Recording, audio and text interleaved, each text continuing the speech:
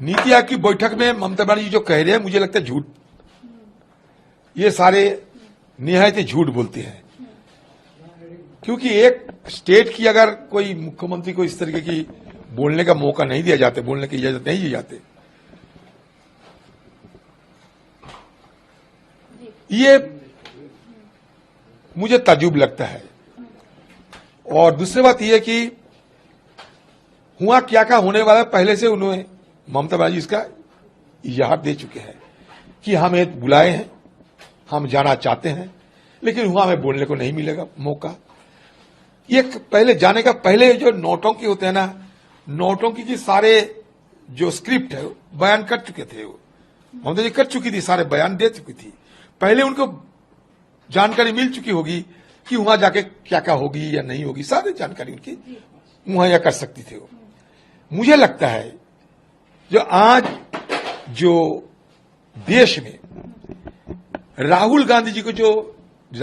लेकर जो वाह हो रहे हैं, राहुल गांधी जी की इस तरीके की सारे हिंदुस्तान में विपक्ष की एक नेता की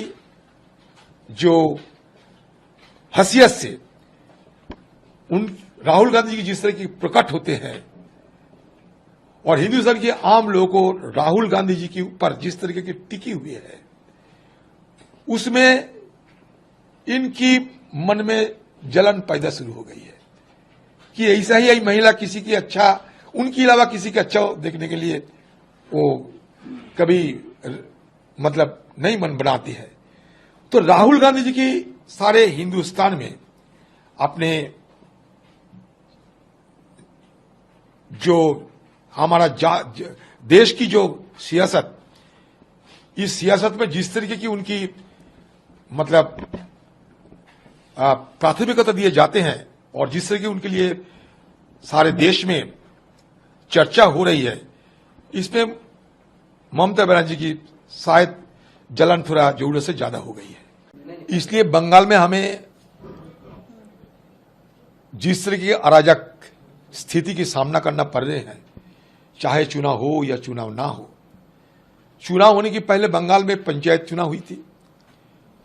नगरपालिका चुनाव हुई थी, हमें वोट देने का मौका नहीं मिला, नामांकन भरने भी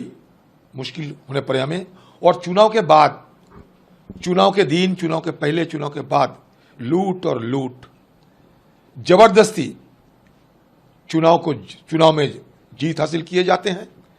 और उसके बाद पंचायत गठन करने के लिए भी इस तरीके की दहशतगर्द बंगाल के रीति रिवाज बन चुके हैं। और जिस दिन ये लोकसभा चुनाव हुई थी, उस समय भी, उसके पहले भी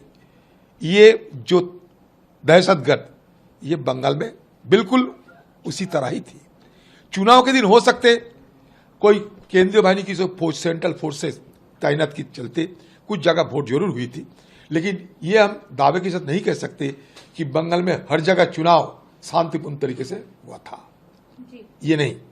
बंगाल में हर जगह शांतिपूर्ण तरीके से चुनाव नहीं हुआ था, इसलिए कि चुनाव के दिन जिस तरीके की